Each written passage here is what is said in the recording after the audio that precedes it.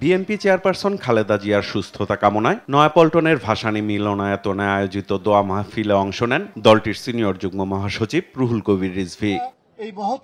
বলেন, আসছে জাতীয় নির্বাচনে সাধারণ মানুষ যাতে নির্বিঘ্নে ভোট দিতে পারে সে ব্যবস্থা নিতে হবে সরকারকেই। রমজানের আগে ফেব্রুয়ারি মাসে এটা যাতে অবাধ সুষ্ঠু নির্বাচন হয় এবং যেটা সরকারও অঙ্গীকার করেছেন সেই অনুযায়ী অবাধ সুষ্ঠু নির্বাচনের মাধ্যমে জনগণের সরকার প্রতিষ্ঠার অধিকার জনগণের সেটা যাতে নিশ্চিত হয়, কারণ 15.5 বছর শেখ হাসিনা জনগণের সরকার গঠন করার যে জনগণের যে ক্ষমতা সেটা কেড়ে নিয়েছিল। পপুলার লাইফ ইন্স্যুরেন্সের 25 বছর পূর্তি উপলক্ষে রাজধানীর ইঞ্জিনিয়ার্স ইনস্টিটিউশনে আয়োজিত অনুষ্ঠানে যোগ দেন বিএনপির স্থায়ী কমিটির সদস্য আমির খসরু মাহমুদ চৌধুরী। আওয়ামী লীগ সরকারের আর্থিক প্রতিষ্ঠান দলীয়করণের সমালোচনা করে তিনি বলেন, এভাবে চললে অর্থনীতি ভেঙে পড়বে।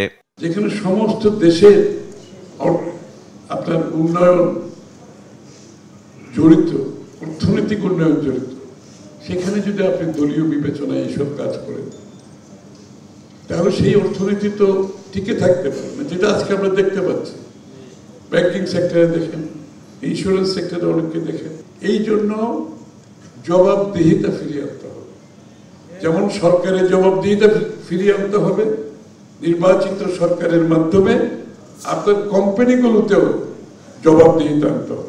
রোজকার সাধারণ খাবার এখন হবে অসাধারণ। প্রাণ স্বাদের মশলা, স্বাদ বাড়ায়, ঘ্রাণ ছড়ায়। এদিকে ঠাকুরগাঁওয়ে জেলা বিএনপির নতুন কার্যালয় উদ্বোধন করেন দলের মহাসচিব মির্জা ফখরুল ইসলাম আলমগীর। পরে সাংবাদিকদের সঙ্গে আলাপকালে বাউলদের ওপর হামলার সুষ্ঠু বিচার দাবি করেন তিনি। তাদের উপরে হামলাটা এটা একটা উগ্র ধর্মান্ধদের হামলা বলে আমি মনে করি এবং এটা সঠিক নয়। এই ধরনের হিংসা, প্রতিহিংসা আপনার পথ বেছে নেওয়া কারোর জন্যই শোভনীয় নয়। প্রশ্নের জবাবে জাতীয় নির্বাচনে বিএনপির চূড়ান্ত মনোনয়ন নিয়েও কথা বলেন মহাসচিব। এখনো বিএনপির প্রার্থী ঘোষণা বাকি আছে, কবে নাগাদ আমরা সেটা দেখতে পাবো? শিগগিরই দেখতে পাবেন। আমাদের প্রয়োজনীয় যে আমরা আলাপ আলোচনা করছি সেই আলাপ আলোচনা শেষ হলেই হবে। আইনের যথাযথ প্রয়োগের মধ্য দিয়ে আগুনের মতো দুর্ঘটনা কমিয়ে আনা সম্ভব বলেও মন্তব্য করেন মির্জা ফখরুল ইসলাম আলমগীর। যে সত্যিকার অর্থেই যদি আইনের প্রয়োগ হয়। সাইফুল রিপন, দেশ টিভি, ঢাকা।